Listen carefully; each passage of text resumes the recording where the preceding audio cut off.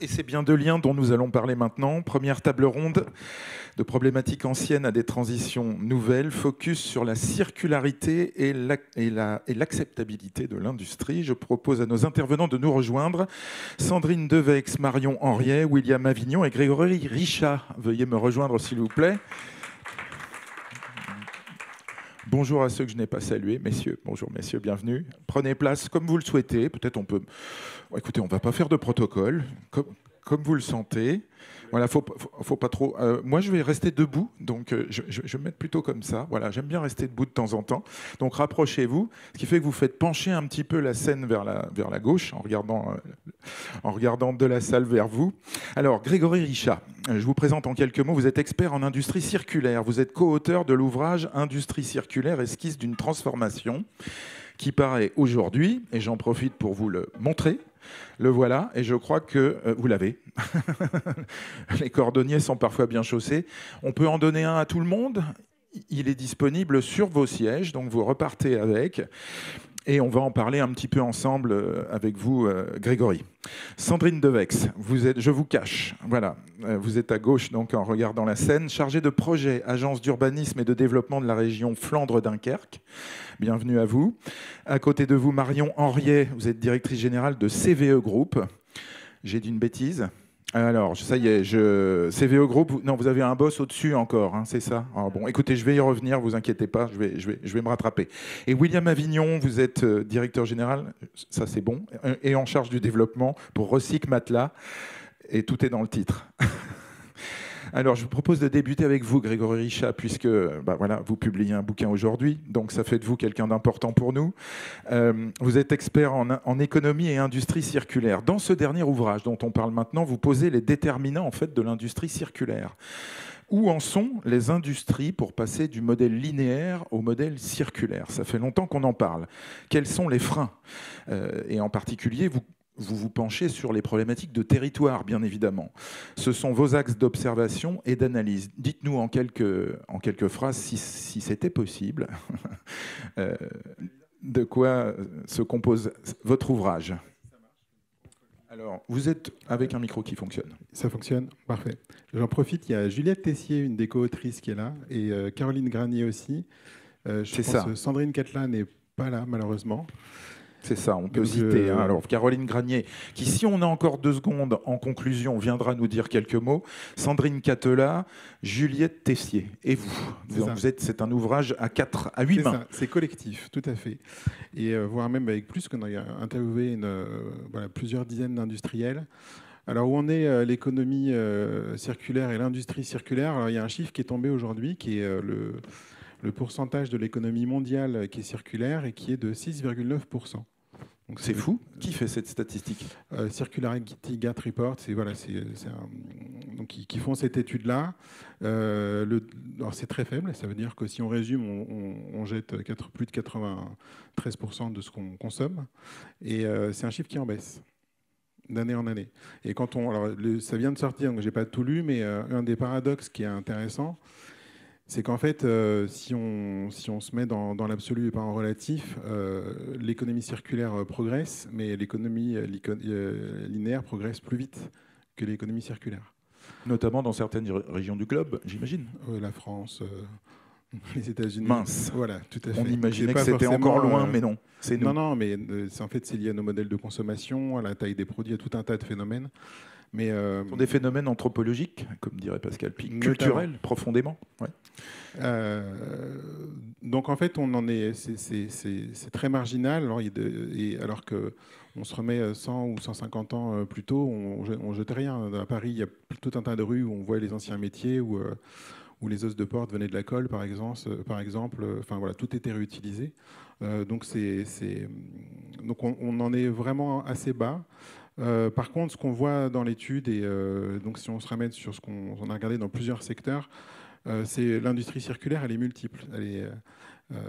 On en trouve dans tous les secteurs. Dans tous les secteurs, vous allez trouver du mobilier fait à partir de déchets, des moteurs remanufacturés dans l'automobile, Dans le bâtiment, c'est des choses qui se développent aussi. Donc vous allez trouver dans la tannerie, le cuir, il y a de la tannerie végétale avec des notions aussi de recyclage, etc. Donc la circularité, vous allez la retrouver partout. Il n'y a pas, je pense, un secteur où il n'y en a pas.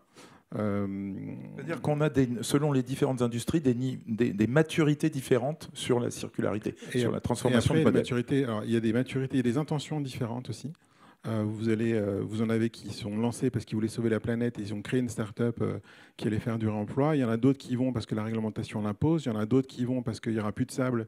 Donc Saint-Gobain sont bien obligés, par exemple, de travailler sur de la circularité. Donc en fait, les raisons elles-mêmes sont multiples. Et on va trouver deux grandes familles d'industriels, ceux qui sont nativement linéaires, donc Schneider Electric, Saint-Gobain ou autres, Montabert qui ont été interviewés, qui font des brises-roches, qui eux vont essayer de pivoter vers des modèles circulaires, donc développer des premiers modèles économiques pour faire du reconditionnement par exemple de produits. Et vous avez des entreprises qui sont nativement linéaires, donc elles sont d'emblée, elles sont nées sur un modèle où on répare, où on fait des produits à partir de déchets, où on fait des matelas, ou à partir de matelas qu'on récupère. Et ces entreprises sont souvent petites, les natives circulaires. Et on a souvent des startups industrielles ou des TPE ou PME qui, elles, n'ont pas un enjeu d'héritage, d'organisation de marché à transformer, mais qui ont un enjeu de passage à l'échelle.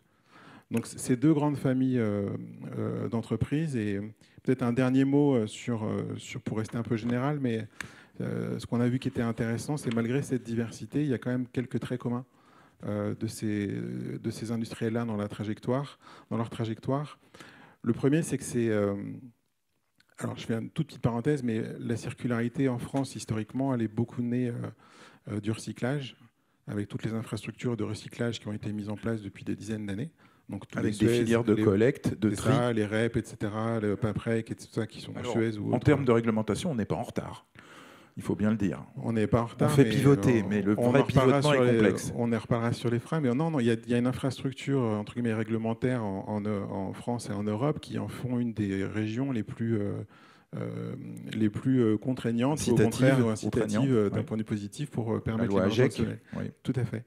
Donc historiquement, c'est le recyclage et l'économie sociale et solidaire qui, on dit, tiens, on va réparer ou recycler ou faire du réemploi des ressourceries. C'est un prétexte pour faire de l'insertion. Aujourd'hui, il y a un mouvement qui fait c'est pour ça que nous, il y a 5 ans, on a fait une étude avec l'INEC, l'Institut national de l'économie circulaire, sur l'industrie circulaire, donc d'adosser le mot circulaire à industrie, parce que la question c'est pourquoi toute l'industrie ne serait pas circulaire, vu tous les bénéfices que ça peut comporter.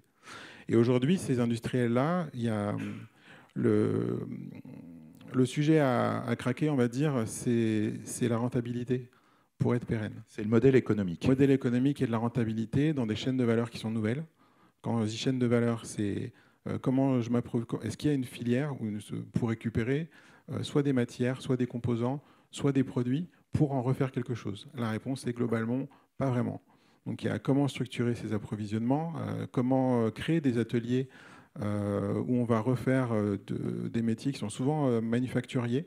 On peut avoir de l'industrie de process, où on va faire de recyclage, c'est des grosses machines, mais quand on répare, qu'on trie, qu'on diagnostique, etc., il y a souvent du CAP en électromécanique, sur l'électroménager, ou des métiers de couture quand on va faire du textile, etc., qui sont des métiers en partie disparus. Et comment on va revendre, sachant qu'aujourd'hui, il y a une opportunité, c'est que les produits neufs ont des prix qui augmentent fortement, donc ça peut faire de la place pour faire des produits circulaires peut-être moins chers, mais il y a aussi beaucoup de produits dumpés.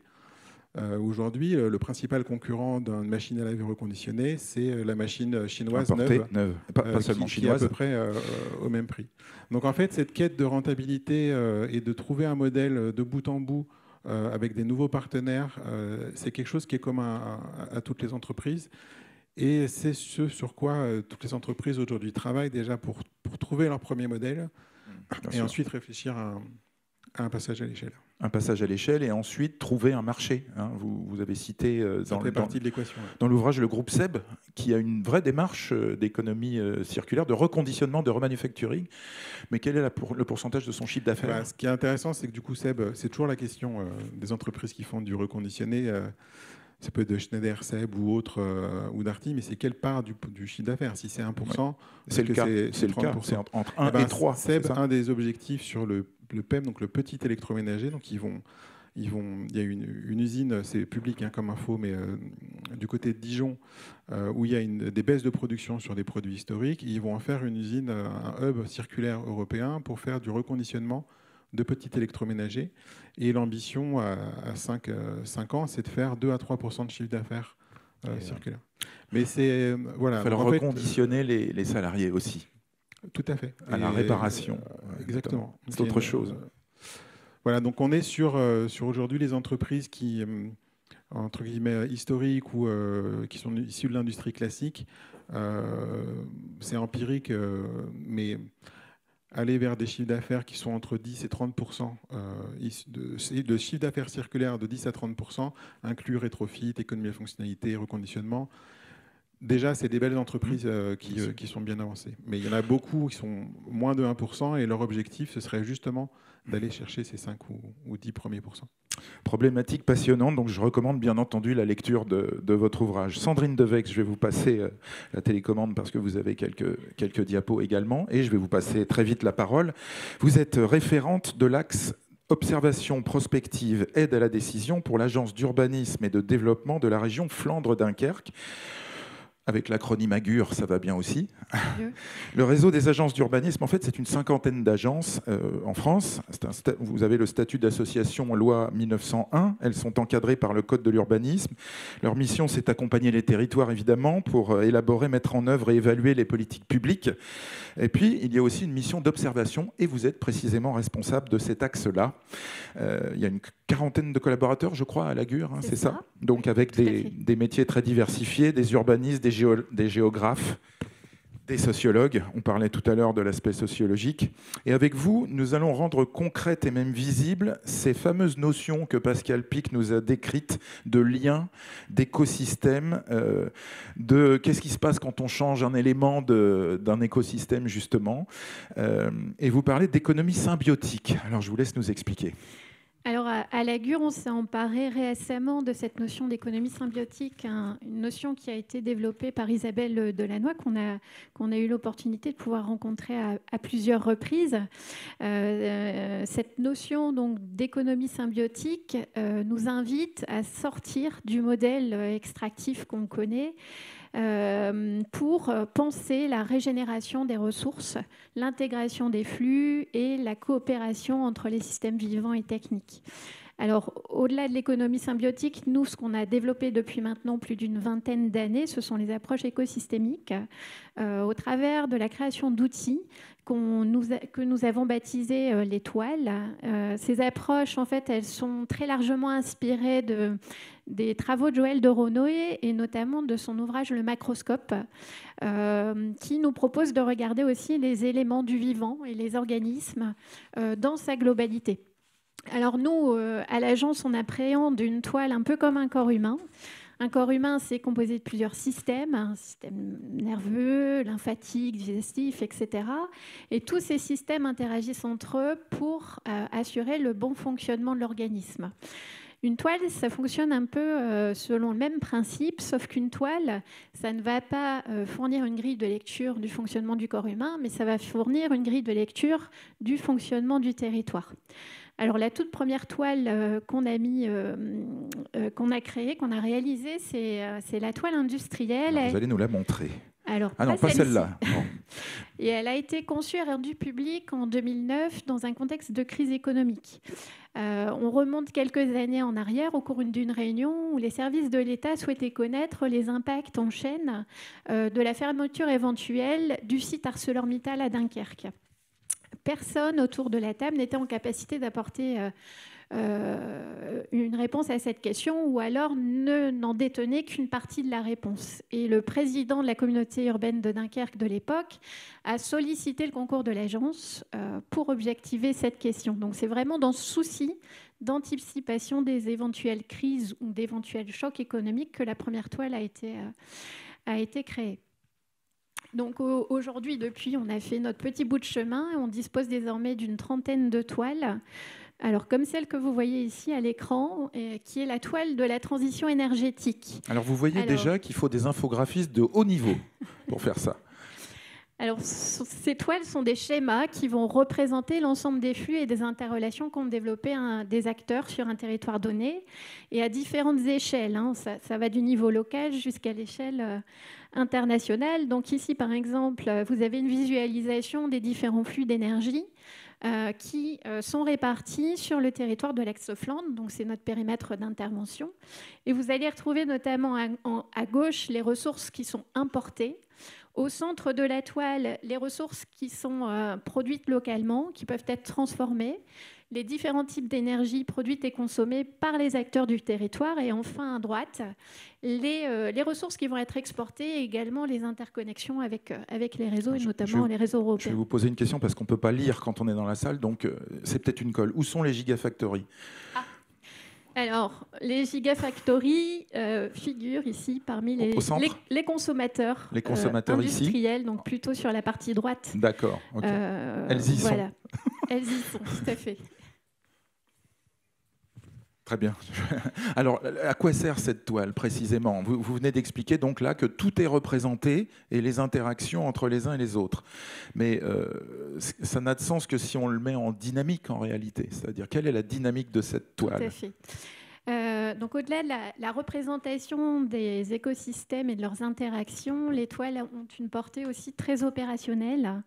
En fait, pour chacune de nos toiles, on y représente à la fois les entreprises existantes et les entreprises en projet. Et tout à l'heure, je vous ai parlé d'un corps humain.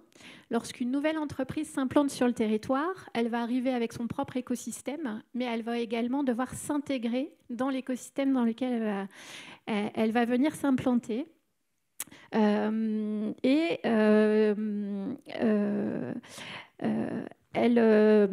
Avant même, enfin en tous les cas pour que cette greffe prenne, il va falloir comprendre les flux existants, les besoins présents, avant même d'identifier les opportunités de synergie potentielle. Et c'est là que l'outil prend tout son sens, parce que cet outil va permettre aussi d'identifier un certain nombre de solutions, d'opportunités pour des industriels, par exemple. Alors, je n'ai pas pris forcément le cas de l'énergie, mais j'ai pris un autre cas, c'est celui de l'eau industrielle, et notamment d'un projet qui s'appelle Epiflex, qui est un projet qui est porté par EDF R&D et Mines ParisTech et qui consistait, à partir de la récupération de la chaleur fatale émise par certains sites industriels et la captation des eaux usées industrielles, de traiter ces eaux et d'obtenir une qualité osmosée qui pouvait donc être récupérée pour certains process et qui venait en substitution de l'eau potable. Donc ces approches reposent sur une logique de coproduit, puisque ce qui constitue finalement une perte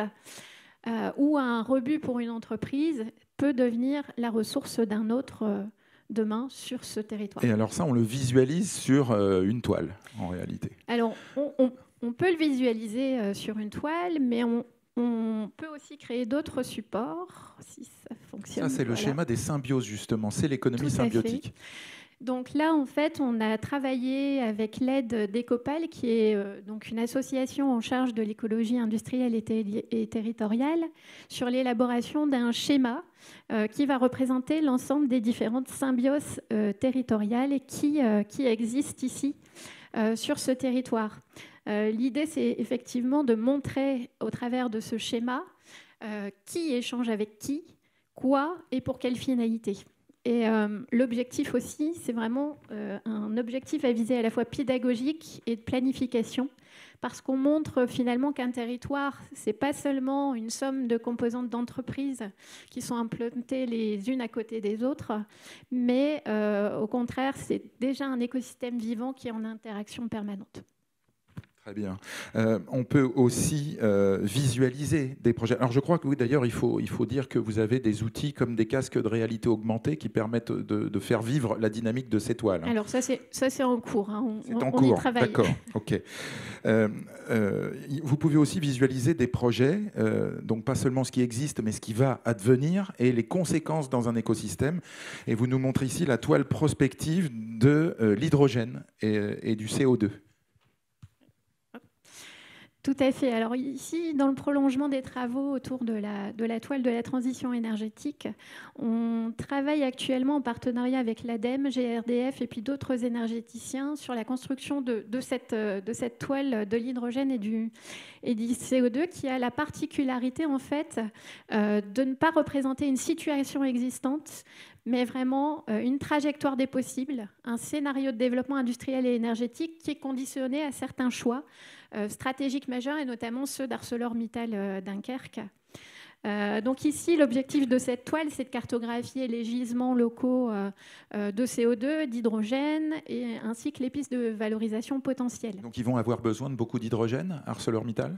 Alors, là, l'idée, c'est de vous montrer effectivement une toile prospective avec l'ensemble des projets.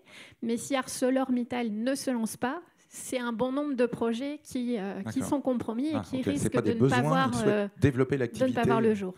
De l'hydrogène vert, c'est ça, hein, avec la fabrication d'électrolyseurs. Plutôt hydrogène bas carbone. Hydrogène bas carbone, d'accord. Très bien. Ok. Et puis alors, vous pouvez vous focaliser sur d'autres thématiques, comme l'emploi et le recrutement. Donc là, on a la toile sociale des jeunes et de l'insertion professionnelle. Bien sûr. Donc ici, en fait, on peut, grâce aux toiles, s'immerger vraiment au cœur des entreprises et au cœur d'autres problématiques telles que l'emploi. Et au travers de cette toile sociale dédiée aux jeunes et à l'insertion professionnelle, on aborde un angle de lecture qui est un peu différent. Puisqu'avant, si auparavant, les flux de matière, de produits, les flux énergétiques étaient mis en évidence, ici, c'est bien le parcours du jeune qui est confronté à des problématiques et à des freins dans ses recherches d'emploi qui est mis en évidence. Donc, cette toile va recenser l'ensemble des acteurs mobilisables qui vont accompagner son parcours. Alors, effectivement, au départ, il faut être très concret. Vous prévoyez sur le bassin Flandre-Dunkerque une offre d'emploi à 20 000 emplois à peu près sur les prochaines années, je crois. D'ici 2030. Alors, c'est ça, horizon 2030. Donc c'est de ce besoin-là que naît l'idée de bien identifier les acteurs mobilisables. Tout à fait. Alors, nous, on travaille beaucoup dans une logique intertoile. C'est-à-dire que là, on a vu la toile de l'insertion professionnelle. Mais maintenant, quel métier ? Mais qui dit insertion dit aussi formation. Et donc ici, vous avez un visuel de la toile des formations qui, elle, va donc recenser l'offre locale en matière de formation initiale et continue sur le territoire. Alors, est-ce qu'elle est suffisante, justement, parce que là, on est sur quelque chose on a un aplat, encore une fois. Est-ce que la toile des formations met en lumière des insuffisances ou, au contraire, des disponibilités ? C'est bien l'une des finalités de la toile, puisque l'idée, c'est aussi d'identifier les trous dans la raquette. Donc, au travers de cette offre de formation, on travaille aussi en étroite collaboration avec les acteurs de la formation, de manière à voir si cette offre de formation va être en adéquation avec les besoins réels des entreprises du territoire et de proposer des ajustements concertés avec l'ensemble de ces acteurs. Et par rapport à l'économie circulaire dont on parle depuis 10 minutes, un quart d'heure maintenant, qu'est-ce que veulent dire toutes ces toiles ? Qu'est-ce que peuvent nous dire ces toiles ? Alors, il y a selon moi deux aspects essentiels sur lesquels il faut revenir. Le premier, c'est sur le fait que les toiles sont des instruments de dialogue. Donc elles vont permettre de faire émerger un écosystème partenarial où l'ensemble des acteurs, privés, publics, les représentants du monde associatif ou de la société civile, vont pouvoir travailler à partir de ces mêmes supports pour identifier collectivement des solutions et des opportunités. Donc ça, c'était le premier aspect. Et le deuxième aspect, c'est que finalement, dans notre rôle d'éducation populaire, ces toiles peuvent aussi jouer un rôle important dans la question de l'acceptabilité des projets. Voilà, c'est ça, bien sûr. Notamment parce qu'en rendant visibles les projets, leurs impacts, leur logique circulaire, elles vont aussi favoriser finalement l'appropriation citoyenne des transitions. Et donc, c'était aussi ce point essentiel sur lequel je voulais revenir. Quand vous expliquez qu'ArcelorMittal a un projet d'hydrogène, forcément, ça fait peur. Je veux dire, dans presque l'imaginaire collectif, hein, donc à la population. Donc, en montrant, effectivement, en localisant, on éduque quelque part et on retire ses peurs, c'est ça ? C'est ça, c'est ça. Oui. Okay. On en parlera, je pense. Et donc, on parlera un peu plus d'acceptabilité juste après, puisqu'on va en faire une thématique en fin de table ronde. Je voudrais qu'on passe la parole maintenant à William Avignon, directeur général en charge du développement de Recyc Matelas, entreprise créée en 2010, donc très, très récente. Recyc Matelas Europe, c'est ça ? Recyc Matelas Europe est la toute première entreprise française spécialisée dans le démantèlement et la valorisation de matelas en fin de vie. Il y en a partout dans les rues de Paris. Les gens jettent leurs matelas. Et voilà où ils vont, chez Recyc Matelas. 9 millions d'entrants recyclés depuis 2010, soit 28 000 tonnes, c'est-à-dire 70% du tonnage traité en France. Voilà. Ça fait plaisir de savoir où vont nos matelas. Vous avez creusé en réalité un nouveau sillon d'économie circulaire, William Avignon. Alors oui, c'est ça. Alors 28 000 tonnes, c'est ce qu'on traite par an. Oui, alors oui, par an depuis 2010. 30 000 tonnes, 32 000 tonnes. Si on prend l'échelle du groupe, c'est 3 fois le poids de la Tour Eiffel. À peu près, donc du coup 2 millions de matelas. C'est là où on en est aujourd'hui. Et on a 4 sites de production en France, un en Belgique, avec des sites qui vont traiter jusqu'à plus de 3500 matelas par jour. Donc en fait, on a vraiment industrialisé le démantèlement du matelas qui se faisait plutôt par petites unités dans des petits ateliers. Et en fait, l'idée, c'est de se dire, pour que ça fonctionne, pour arriver aussi à baisser les coûts, il faut faire du volume et donc il faut arriver à traiter des gros volumes. Et l'arrivée justement de la REP a permis justement d'avoir ces volumes-là et donc du coup de créer une industrie autour du démantèlement des matelas. Donc la REP est arrivée en quelle année ? 2010 justement ? Peut-être un peu avant ? Un petit peu après, 2012, ça a commencé les premiers contrats. Donc pendant les premières années, effectivement, c'était assez compliqué pour trouver un financement, mais ça nous a permis de se créer un savoir-faire, de comprendre les premiers camions. Alors moi, j'y étais pas, mais le fondateur m'a raconté qu'effectivement, quand ils ont reçu les premiers camions, ils ne savaient pas trop comment ils allaient faire, mais ils ont pu comme ça apprendre à comprendre comment était fabriqué un matelas, comment on le démantelait, comment on pouvait aller plus vite, fabriquer des machines pour y arriver. Et du coup, à l'arrivée de la REP, les éco-organismes, qui est le plus gros sur la REP matelas, enfin déchets d'ameublement, DEA, c'est Écomobilier, maintenant Écomaison, est venu nous voir. Et aujourd'hui, c'est plus une relation de partenariat qu'une relation de client. Effectivement, on a avec eux fonder la filière, construire cette filière. Quel est le modèle économique précisément ? Parce qu'en fait, il y a une REP, donc le producteur paye pour la fin de vie, en réalité. Est-ce que vous touchez des subventions, des aides ou pas ? Alors, on touche des subventions, mais ce n'est pas ça qui fait le modèle économique. En fait, alors, expliquez-nous le modèle économique, effectivement, puisqu'on parlait tout à l'heure du passage à l'échelle et du passage du linéaire au circulaire. Non, c'est intéressant et je pense que c'est important d'en parler. On parlait effectivement en France, on est en avance avec ce système des REP. Le principe, c'est de dire que c'est le pollueur qui va payer. Donc, principe de pollueur-payeur. Quand vous achetez un matelas, la plupart du temps, vous allez acheter un ancien matelas. C'est pas tout le temps vrai, mais globalement, c'est du 1 pour 1. Et donc, du coup, vous allez payer une éco-taxe, une éco-contribution, c'est plutôt mieux de dire éco-contribution, pour gérer la fin de vie de ce déchet. Quand vous allez dans la rue, vous mettez quelque chose dans la poubelle, finalement, vous ne savez pas trop ce qui va en devenir et vous ne payez pas pour ce que vous allez jeter. Et du coup, là, le principe, c'est de dire, donc, avec ces éco-organismes qui vont mettre en place toute la filière, ils vont arriver à financer via cette éco-contribution pour organiser la collecte, le transport, le tri, le démantèlement, et puis aussi de toutes les fonctions de R&D, de marketing autour de tout ça pour les éco-organismes.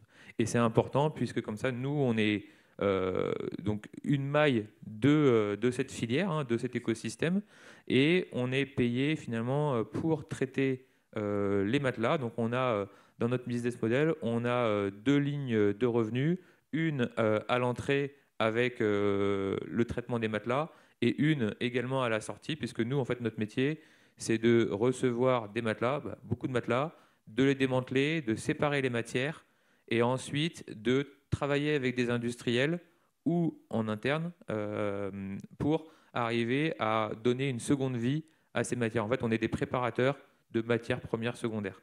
Et en fait, dans ces matières premières secondaires, ce qui va sortir de chez nous, tout ce qui rentre doit ressortir, Rien ne se crée, rien ne se perd, tout se transforme. Et donc, du coup, on va avoir à la sortie des prix en positif, des prix en négatif. Et donc, c'est un équilibre entre l'entrée et la sortie. On est, ce que j'ai oublié de dire tout à l'heure, c'est que dans nos piliers, on a un pilier, on a un triple pilier.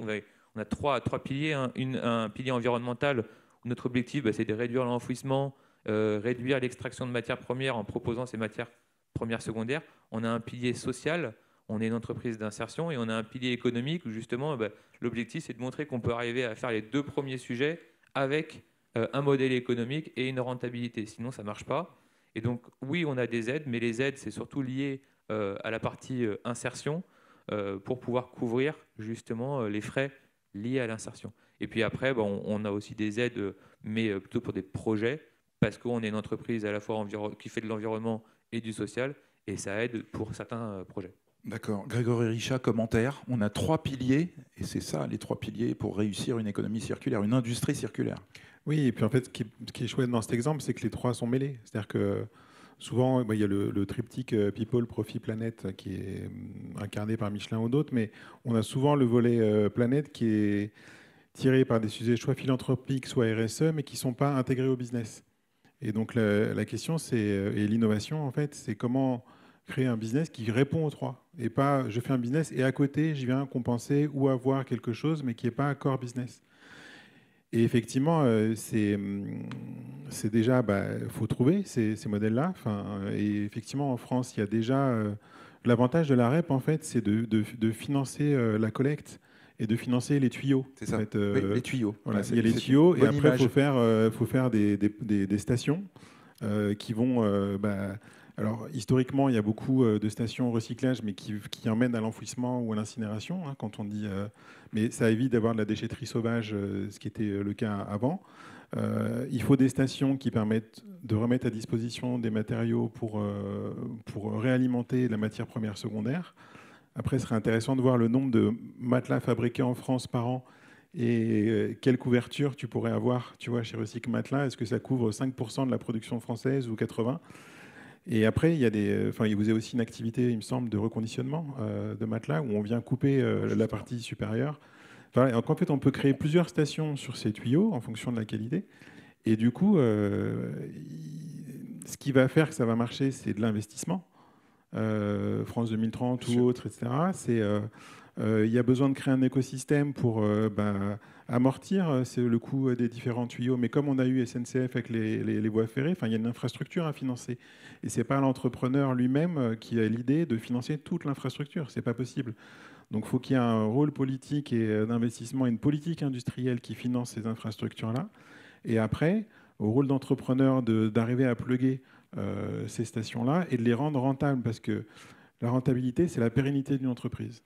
Ça peut se mettre la rentabilité, ça peut être la raison d'être d'une entreprise quand c'est très financiarisé, mais à la base, la rentabilité, c'est la pérennité de l'entreprise dans le temps, pour que même s'il y a un gouvernement qui change, même s'il n'y a plus de subventions dans 5, 10, 20 ans, le modèle reste. Et les gouvernements peuvent changer souvent. Tout à fait. Nous pouvons le craindre, malheureusement. Et pas que les nôtres. Donc voilà, c'est ça que je trouve intéressant dans ton exemple, et puis d'autres exemples d'entreprises qui s'engagent dans cette voie. Donc on comprend bien que votre modèle, pour terminer avec vous William, que votre modèle, c'est d'abord un modèle qui est rentable aujourd'hui. Vous n'avez pas de prix imposé, ce sont les prix qu'acceptent vos clients. Les clients, c'est les industriels qui fabriquent des matelas, on est d'accord. Alors pas tout à fait. Pas tous. Moi, mon client en direct, ça va être les éco-organismes.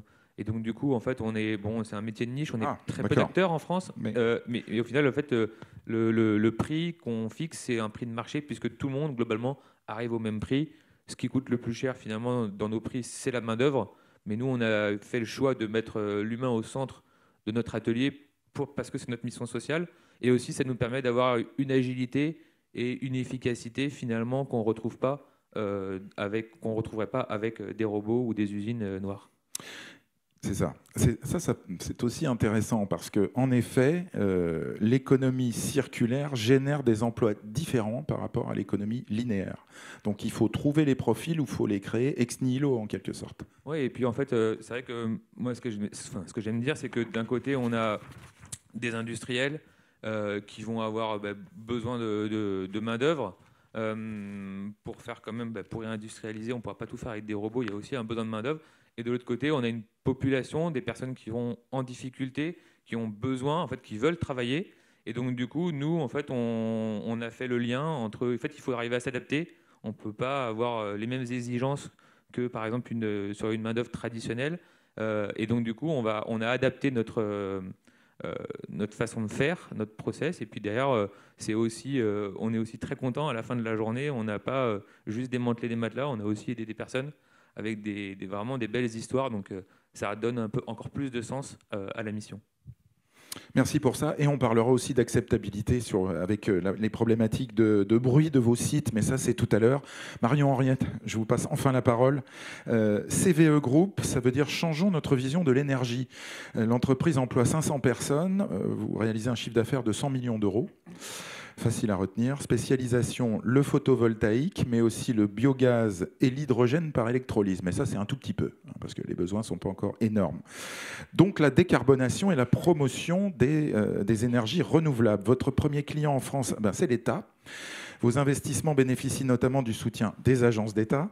Vous exploitez des centrales solaires, beaucoup, des unités de méthanisation et des électrolyseurs. Vous injectez vos électrons dans les réseaux électriques. C'est l'État qui vous donne un tarif. Alors, on est un petit peu dans un modèle différent par rapport au modèle des matelas. Comment est-ce que vous élargissez votre expertise au monde de l'industrie ? Alors, il faut que vous appuyiez, voilà, échangez votre micro avec Grégory Richat, et c'est Grégory qui va allumer son micro. Voilà. J'aurais pu le faire, mais je délègue. Je voulais pas vous déconcentrer. Donc, comment est-ce qu'on travaille avec l'industrie ? Alors déjà, on est nous-mêmes une entreprise industrielle, puisqu'on produit du biogaz par méthanisation. Un jour, peut-être, on produira de l'hydrogène par électrolyse. Mais on répond aussi à certains enjeux des industriels. Alors, on en a parlé, les enjeux des industriels, c'est l'attractivité des talents, et particulièrement féminins, c'est la compétitivité, mais c'est aussi la sécurité énergétique et la décarbonation de leur énergie. L'industrie aujourd'hui, c'est 20% des émissions de gaz à effet de serre en France. L'industrie a déjà diminué grandement ses émissions de CO2 depuis les années 90, 50%, mais il y a encore l'autre moitié du chemin à faire et c'est la plus difficile. Alors comment l'industrie peut faire ? Déjà en diminuant ses consommations d'énergie par de la sobriété ou de l'efficacité énergétique, électrifier ses process. Et puis, pour ce qu'on ne peut pas réduire, décarboner son énergie, donc décarboner son électricité ou décarboner son gaz. Et c'est là qu'on intervient, puisqu'on produit effectivement de l'électricité solaire photovoltaïque, donc décarbonée, du biogaz par méthanisation et de l'hydrogène par électrolyse. Juste pour comprendre, vous fabriquez vous-même ou vous utilisez des entreprises spécialisées qui fabriquent les panneaux photovoltaïques pour les implanter ? Vous travaillez avec d'autres industries ? Oui, absolument. On fait partie d'une chaîne de valeur. On achète nos modules. L'Europe, aujourd'hui, importe 84% de ces modules solaires. Donc, la plupart sont produits en Chine. On les installe, on produit l'électricité et on la vend. Alors, ce qu'on n'a pas dit tout à l'heure, c'est que CVE, c'est une entreprise donc multi-énergie, mais aussi multi-pays. On est présent en France, mais aussi à l'international, en Afrique du Sud, en Espagne, aux États-Unis, au Chili. Et en fonction des géographies, notre client va être plus ou moins l'État. Par exemple, en Afrique du Sud, ce n'est pas l'État notre client. En Afrique du Sud, c'est vraiment l'industrie. Et par exemple, on a signé un gros contrat avec Saint-Gobain en Afrique du Sud. Et pourquoi Saint-Gobain travaille avec CVE ? Parce que le réseau électrique en Afrique du Sud est très peu stable. Et les industries ont besoin d'un approvisionnement énergétique sécurisé, stable. Et donc, on développe des centrales solaires qu'on associe d'ailleurs avec des batteries, pour pouvoir approvisionner de manière sûre certains sites industriels avec de l'énergie décarbonée. C'était pas du tout prévu, mais quel est votre commentaire sur la panne géante en Espagne et au Portugal ? Les investigations sont en cours, les experts parleront. Je crois que c'est ça, la formule qu'il faut utiliser. Non, c'est pas celle-là, parce que vous savez. Il n'y a pas assez de CVE. Non, mais sincèrement, c'est ça. Parce vraiment... qu'on parlait justement d'instabilité du réseau par rapport à trop de renouvelables. Alors, c'est curieux. Alors ça, c'est les premières hypothèses qui sont sorties dans la presse. C'est pas la réalité. RTE a écrit une petite note qui est très bien d'ailleurs, qui explique les différentes raisons possibles de cette panne et qui n'attribue pas l'intégralité de cette panne aux énergies renouvelables. Ça paraissait trop simple quand même de désigner un coupable. Simple, ouais. Un coupable renouvelable en plus. Quelle horreur. Ok, très bien. Donc peut-être juste, en Afrique du Sud, on a des clients industriels. En France, on commence à avoir des clients aussi privés. D'accord. On développe ce qu'on appelle des PPA, Power Purchase Agreement, où on fait des contrats de gré à gré entre nos centrales solaires photovoltaïques, par exemple, et des acteurs industriels ou privés. On a notamment été assez précurseurs sur ces modèles-là et on a signé un premier PPA avec SNCF Énergie il y a 4 ans. Donc vous rentreriez dans les toiles de Sandrine Devex, de la Complètement. Ça me plaît beaucoup cette histoire de toile. C'est intéressant parce qu'on voit tous les clients, tous les prospects auxquels vous pourriez proposer. Je pense que tout le monde ne vous connaît pas dans le monde industriel aujourd'hui. Ah bon, vous croyez ? Je ne sais pas. Peut-être que ça viendra, mais effectivement, c'est très intéressant cette notion de toile, et d'autant plus pour la méthanisation peut-être, parce qu'on s'inscrit vraiment avec la méthanisation au sein d'un territoire où on va aller chercher des ressources du territoire et approvisionner le territoire en autres ressources. Exactement. On en parlera. C'est-à-dire que tant qu'on n'est pas capable de visualiser, on peut ne pas comprendre.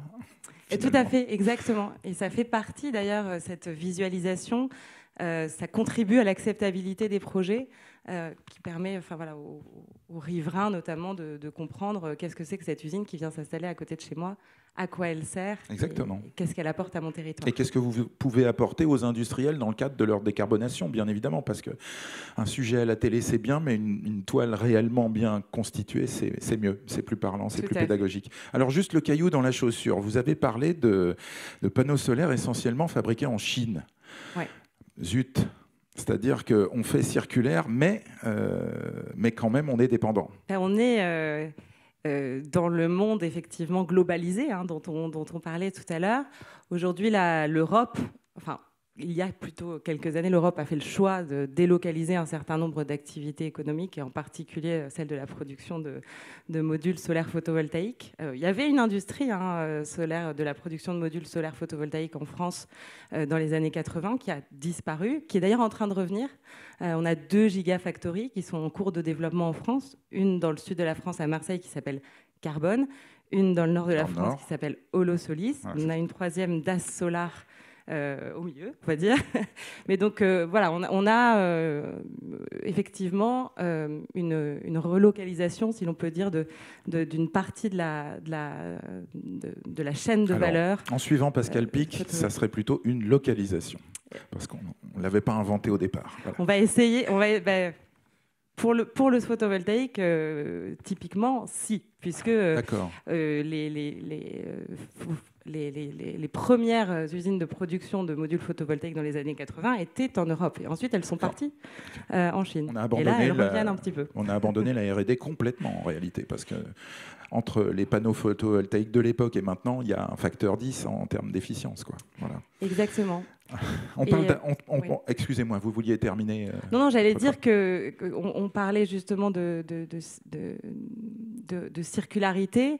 L'enjeu principal pour le solaire photovoltaïque, ça va être les matériaux. Aujourd'hui, les matériaux qui ont utilisés sont des matériaux critiques, notamment le cuivre, l'argent. La consommation de ces matériaux va augmenter avec la transition énergétique. L'IEA prévoit une multiplication par 2, voire 3,5. L'IEA, c'est l'Agence internationale de l'énergie, entre 2 et 3,5 de la consommation de cuivre à l'horizon 2050. Ça va avec des problématiques sociales aussi, parce que le cuivre n'est pas un matériau rare, mais c'est un matériau dont le cours monte. Voilà, critique. Vraiment, il est classé dans les matériaux critiques par la Commission européenne. Et donc, on a cet enjeu de circularité, donc cet enjeu d'aller déjà éco-concevoir les modules pour pouvoir et tous les matériaux autour pour pouvoir extraire le cuivre, le collecter et pouvoir le réutiliser localement. Donc c'est prévu. Alors on n'a pas encore un grand historique de centrales solaires en fin de vie, puisque la durée de vie d'une centrale solaire, c'est 30 ans. Donc ça fait moins de 30 ans que les premières centrales solaires ont été installées en France. Donc on n'a pas encore tout cet afflux de matière qu'on doit récupérer et recycler. Mais c'est un enjeu très important et il faudra qu'on soit capable de refaire circuler ces matériaux localement. Et en rêvant de faire des boucles fermées pour que le cuivre retourne aux panneaux solaires. Mais ça, c'est un autre sujet encore. Voilà. Exactement. Il y a une start-up d'ailleurs qui existe, qui se développe là-dessus, qui s'appelle Rosy Solar, dont l'objectif est de récupérer des panneaux solaires et d'en refaire des panneaux solaires. Elle est C'est dans le bouquin. C'est dans le bouquin. Merci. Donc ça, sur toutes les tables de chevet maintenant, on en est sûr. Grégory, on va parler ensemble, et puis vous quatre, bien sûr, on parle ensemble d'acceptabilité maintenant. Pour les panneaux solaires, il faut une acceptabilité parce que ça prend des grandes surfaces. Pour les matelas, il y a sûrement des problématiques. Grégory, l'acceptabilité, d'abord, qu'est-ce que ça veut dire? Et ensuite, où en est-on? C'est pas sûr que vous allez pouvoir définir facilement. Où en est-on? C'est l'acceptabilité sociale, politique, culturelle. Il y a beaucoup de choses. Oui, oui, c'est lié aussi un peu au frein, mais en fait, il faut remettre aussi l'enjeu. Accepter quoi, en fait? Accepter qu'une nouvelle industrie, exemple un méthaniseur, soit à proximité d'une zone pavillonnaire. Non, mais c'est accepter d'avoir une industrie en Europe en 2050. On n'a pas la ressource en Europe. C'est-à-dire qu'on veut toujours beaucoup de choses, mais on ne veut pas voir les conséquences. Ce n'est pas une conséquence, c'est aujourd'hui, si vous le dites, en fait, il y a une étude, la stratégie nationale bas carbone sous contrainte de ressources. C'est une étude aussi de l'INEC. On n'a pas les ressources pour... ne serait-ce que faire la stratégie bas carbone. On n'a pas forcément les ressources pour qu'on ait encore tous plein de matelas, tous des SUV, passer tous à l'électrique, etc. Donc il y a une contrainte de ressources, limite tout grosse, des midoses, etc. Aujourd'hui, la trajectoire de réduire la part du circulaire et d'être tout le temps en extraction en fait, de matériaux vierges avec des produits qui vont être qui sont aujourd'hui de plus en plus technocentrés, avec beaucoup de digital ou autre, fait qu'on produit, on extrait, on a des produits qui ont des durées de vie de plus en plus courtes avec et qui sont souvent de plus en plus gros. Les voitures, c'est plus gros, les matelas, c'est plus gros, il me semble. Il y a même des pubs qui disent une étude a été faite, plus le matelas est grand et plus vous avez de chances de rester en couple et de ne pas divorcer. Donc tout le marketing va vers avoir des choses... Seulement j'avais su ça plus tôt. C'est ça. Donc pour moi, ça tient pour l'instant. Mais ne changez pas votre matelas. Je ne change pas de matelas. Voilà. Je change de drap, mais pas de matelas. Mais donc en fait, l'industrie telle qu'elle est aujourd'hui n'est pas robuste dans le sens où elle n'est pas soutenable. Les modèles économiques aujourd'hui tels qu'ils sont potentiellement obsolescents parce que le cannabis se bouge, parce que il y a Trump fait sa politique douanière complètement délirante, etc. Parce qu'il y a des crises écologiques de plus en plus fortes. Donc ça, ce n'est pas soutenable. Et en Europe en particulier, on n'a pas la ressource. Et on a tout un tas de produits qu'on n'a plus. Donc ça nécessite d'accepter d'un moment de changer tous ces modèles. Déjà. Et alors, je transforme ça en frein ou en chose à accepter. Il y a effectivement plusieurs niveaux. Il y a un niveau qui est politique, parce que c'est politique, d'investir dans ces infrastructures, de ne pas faire des marches arrière quand on dit voilà, on va faire telle politique sur le recyclage, tel choix sur la CSRD ou autre, alors qu'il peut avoir plein de défauts, etc. Mais va falloir assumer une politique qui va penser nos usages, nos modes de vie et donc notre industrie pour les 30 ou 50 prochaines années. Quand on dit qu'on a du lithium en France, il faut encore l'extraire. Il faut décider de le faire et investir pour le faire. Oui, mais est-ce qu'on veut avoir des gigafactories qui vont se baser sur des mines de lithium et ensuite sur des produits, on ne sait pas où ils vont? Ou est-ce qu'on va aussi, par exemple, investir dans une gigafactory de recyclage de cuivre? Parce qu'aujourd'hui, le cuivre, il est recyclé en Chine et racheté par les Européens. Donc, comment bien penser ça et avoir une politique qui soit réellement systémique? Un autre exemple, quand on a j'ai oublié le terme, le forfait réparation sur les produits blancs, les produits bruns, sur les chaussures. Sur les chaussures, pardon. C'est génial. Oui. Mais en fait, le nombre de cordonniers en France a complètement chuté. Oui, donc même si je veux le faire, j'ai pas de cordonnier. J'habite à Lyon, il y a 3 cordonniers dans le centre de Lyon, le délai c'est 4 ou 5 mois. Donc en fait, si on fait ça, il faut penser systémique et recréer avec une toile, mettre l'incitation réglementaire, mais est-ce qu'on a le tissu? Et si on va au bout, on est capable de recréer, de réindustrialiser ou de recréer des filières où on aura du coup beaucoup plus d'autonomie et de découplage, pas tant peut-être avec la matière, mais de découplage aussi de reste des fluctuations dans un monde de plus turbulent. Donc il y a une acceptation à un moment politique d'y aller et de tenir bon. Il y a une deuxième acceptation si on rentre dans les entreprises. Donc, moi, mon métier, c'est d'aider des entreprises industrielles à se transformer. Moi, j'étais tout content quand j'arrive à un niveau de direction générale où on planche le truc. En fait, ça ne suffit pas. Il faut convaincre au-dessus, donc les actionnaires, les conseils d'administration, que le sujet circulaire, c'est un sujet stratégique et de comprendre que ça veut dire quoi pour une entreprise d'aller vers du circulaire. Il y a encore plein d'incompréhension, de mécompréhension sur oui, mais c'est du recyclage, on verra plus tard, c'est un sujet planète. Non, c'est un sujet de soutenabilité des opérations de votre entreprise. Si vous continuez à sourcer loin et à vendre du neuf avec très peu de choses derrière, vous n'allez pas réussir à rester en Europe et votre entreprise risque d'avoir de grosses fluctuations. Donc il y a l'enjeu de convaincre les conseils d'administration, les investisseurs, ceux qui vont dire oui au long terme, ou non au long terme. Enfin, voilà, c'est des gens qui sont très, très importants à convaincre, surtout dans un monde où aujourd'hui, en fait, la plupart des entreprises elles ont quand même le couteau sous la gorge parce que c'est très très dur avec tout ce qui se passe de réussir la fin du mois et la fin de l'année. C'est le problème du carnet de commandes. Et donc il y a besoin pour les entreprises de tenir les objectifs court terme parce que c'est ça qui paye les salaires, mais en même temps d'investir à côté sur ces nouvelles chaînes de valeur. Et c'est très dur pour une entreprise s'il n'y a pas un élément vertical total dans toute l'entreprise, avec du coup une politique industrielle, réglementaire, qui sécurise en fait les sillons pour y aller. Il y a aussi l'acceptabilité du consommateur. C'est-à-dire, par exemple, vous citiez tout à l'heure toute cette technologie qu'on met partout dans tous les produits. Alors, moi, étant spécialiste de l'automobile, on va prendre quelque chose de très simple, les pare-brises des voitures. On met de la techno partout dans les pare-brises. On met des caméras, on met des dispositifs pour, que les pare-brises qui sont sous la toiture de pavillon, je cherchais le terme, s'obscurcissent quand il y a de la lumière, etc., etc. Donc, on rajoute des couches de matériaux très complexes et on met de la techno derrière tout ça, des calculateurs qui vont capter la luminosité. Résultat des courses, on n'en fait pas du circulaire, là. Alors, il y a un exemple très concret qu'on avait avec Saint-Gobain. C'est effectivement un pare-brise classique. Quand on le brise, ça fait du calcin. Il peut redevenir un pare-brise. Un pare-brise sans fonctionnalité autre que de protéger de l'air qui rentre dans la voiture, etc. Il y a une autre fonctionnalité qui devient un peu standard, c'est d'avoir des fils de tungstène dans le pare-brise pour que ce soit auto-chauffant et qu'on n'ait plus à gratter. Ça, c'est vieux comme le monde. Alors, presque. Qui a gratté sa voiture cet hiver? Voilà. Les vitres latérales. Donc, il y a 3 personnes. Et donc, 3 ou 4 personnes. Mais donc, en fait, ce n'est pas une C'est-à-dire fonctionnalité... que personne n'a de voiture à Paris. C'est ça. Ça explique aussi. Ce n'est pas une fonctionnalité essentielle quand on est dans Paris, dans Lyon. Quand on est dans un milieu rural, il fait plus froid, c'est peut-être une fonctionnalité qui devient essentielle. Donc, sauf que ça se généralise, ça devient un standard de consommation. Et sauf que quand on brise un pare-brise qui a des fils de tungstène, on ne sait pas avoir un calcin suffisamment pur pour en refaire un pare-brise. Donc en fait, on va faire de la technologie. Et en fait, quand on écoute Saint-Gobain, c'est la demande des donneurs d'ordre. Si on ne le fait pas, on n'est pas compétitif, l'usine ne gagne pas le marché et on risque de faire chuter l'emploi.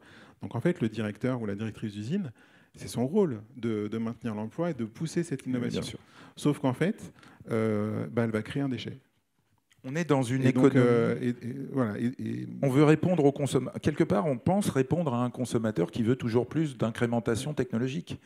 Et il n'y a pas de réponse simple. On est sur un chemin de crête pour les entreprises. Si je vais vers du très low-tech, où je reviens sur des produits mécaniques ou pneumatiques... Le low-tech, c'est la décroissance technologique, en quelque sorte. C'est la simplicité technologique qui fait que je suis capable de réparer mon téléphone à moindre coût, etc. Et je sais le faire moi-même. Voilà, ça c'est mais pourtant c'est un téléphone portable. Voilà, c'est pas forcément des changements profonds. C'est pas de la no-tech.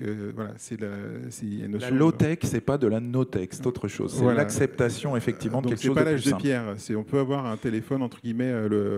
Après, les puristes de low-tech m'en voudront, mais en tout cas, c'est le risque, c'est trouver le bon équilibre, un moment rester désirable, parce que si on a un truc qui est par rapport à d'autres produits, non, moi je veux le truc où il y a telle fonctionnalité, on ne va pas le vendre, donc on ne va pas changer les standards de consommation.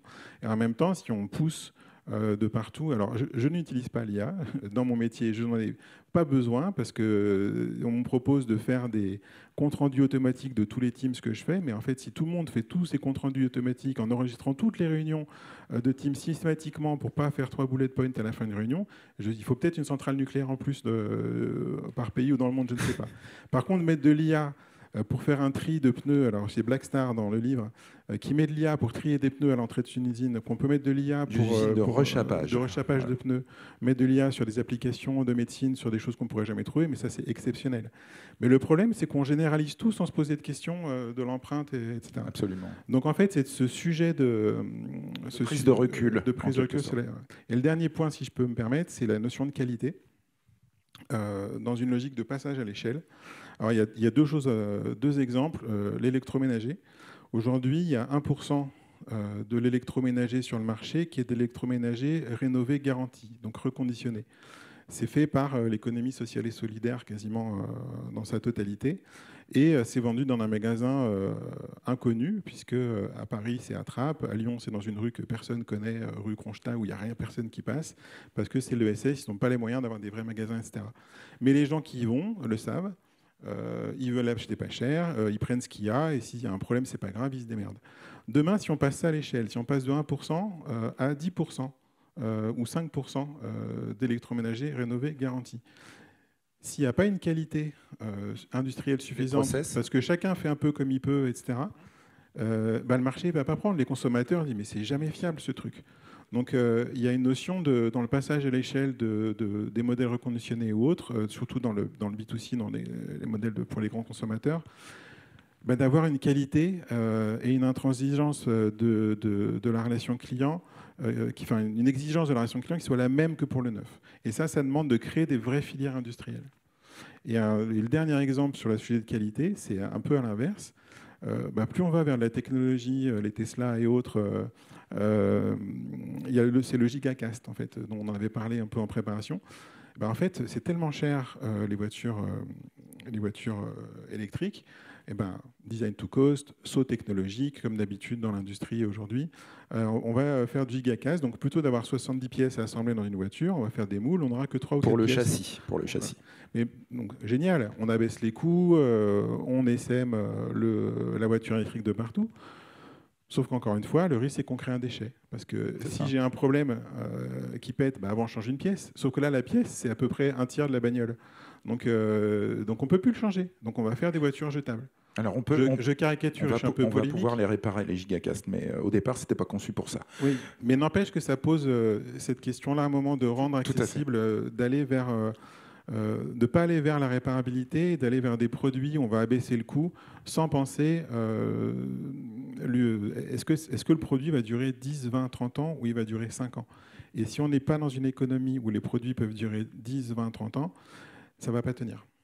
Marion Henriet, le sujet de l'acceptabilité prend beaucoup de place aussi dans votre stratégie. Donc le solaire, mais aussi la méthanisation, je le disais tout à l'heure, le gaz, voilà, c'est vraiment des utilisations qui sont complexes. C'est un vrai enjeu et c'est un vrai enjeu d'implantation d'une industrie au sein d'un territoire.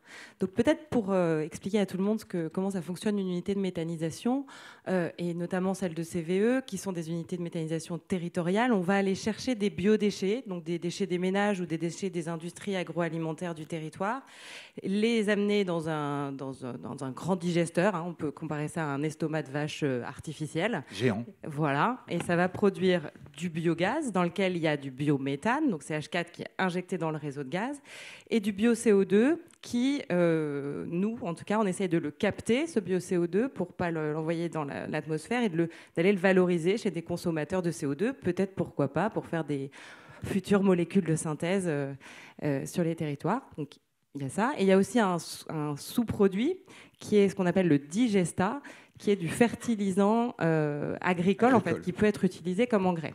Et donc, nous, on va essayer d'aller injecter le méthane dans le réseau pour qu'il serve aux riverains du territoire au moment où ils vont faire à manger, par exemple, d'utiliser le CO2 pour qu'il soit utilisé dans une usine pas très loin également, et d'aller épandre le digestat sur des terrains agricoles à proximité. Donc on va expliquer tout ça aux personnes du territoire, aux industries, aux riverains. On va les concerter, leur demander leur avis. Pendant la phase de développement, on le fait pour 100% de nos projets de méthanisation. Ce n'est pas quelque chose qui est obligatoire, mais nous, on le voit comme un facteur clé de succès. En fait, nous, ça va nous faire accélérer nos temps de développement et à la fin, ça va nous permettre d'être plus compétitifs. Donc on va intégrer cette acceptabilité vraiment dans toutes les étapes du projet et on va aller même, une fois que l'usine est en marche, faire des visites de site, des sentiers pédagogiques pour expliquer, en fait, pour venir montrer voilà comment ça se passe. Vous voyez, par exemple, je vous coupe, mais on a chez soi du butane, du propane, et demain on aura du méthane. Alors vous l'avez sous format liquide. Aujourd'hui, nous, notre méthane, on l'injecte dans le réseau.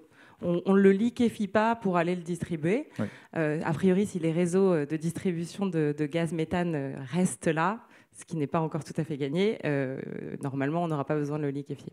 Donc, est-ce que vous irez jusque dans les habitations, dans certains cas ? On va dans les habitations à travers les réseaux de gaz. À travers les réseaux de gaz. Donc, il y en a déjà dans certains territoires. Tout à fait. Okay. Tout à fait.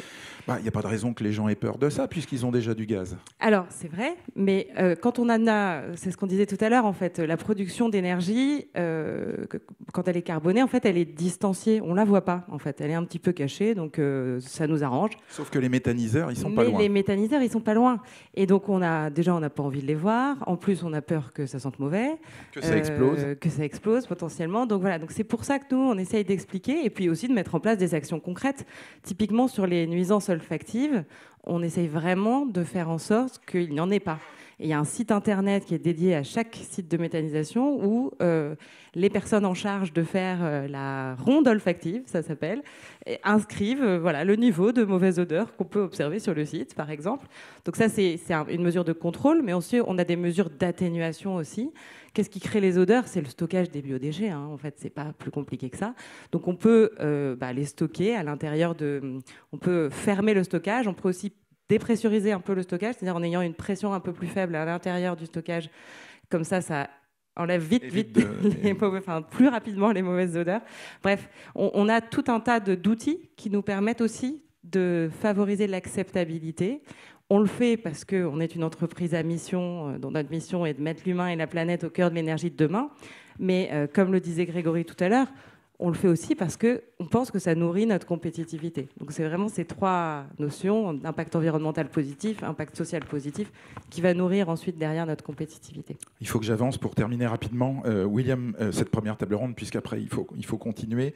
On a beaucoup de choses passionnantes. William Avignon, en quelques mots, quand vous créez un site Recyc Matelas, vous avez des problématiques d'implantation. Donc vous utilisez du foncier dans des zones industrielles essentiellement, j'imagine, ou des zones d'activité concertée.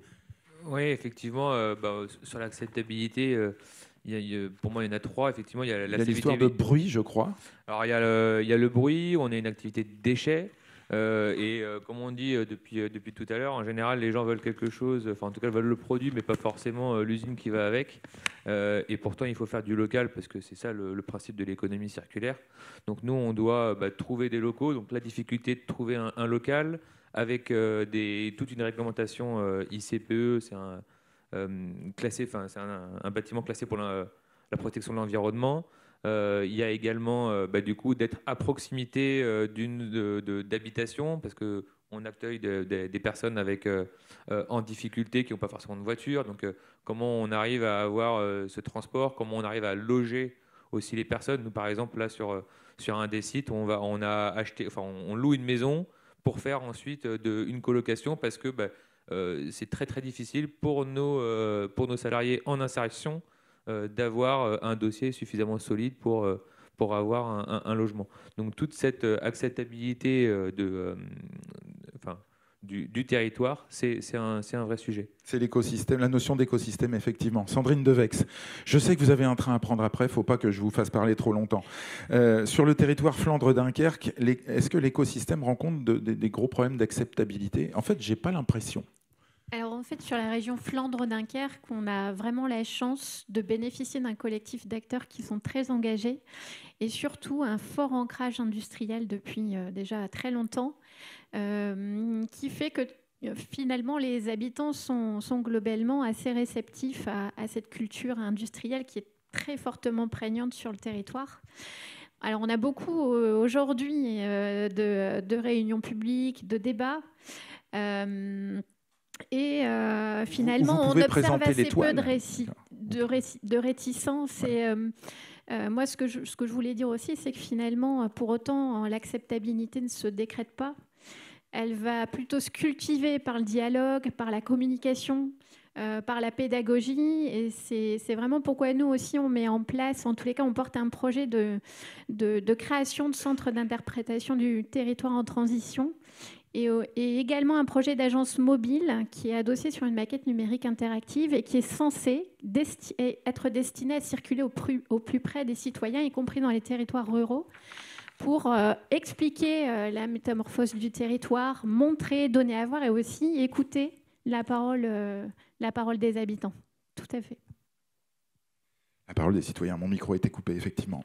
Merci à vous, mesdames, messieurs, pour ces éclairages sur la circularité et l'acceptabilité dans cette première table ronde. Je vous laisse rejoindre le premier rang et puis on libère Sandrine Devex. Merci beaucoup d'être venue jusqu'à nous et on vous laisse retourner dans votre belle région.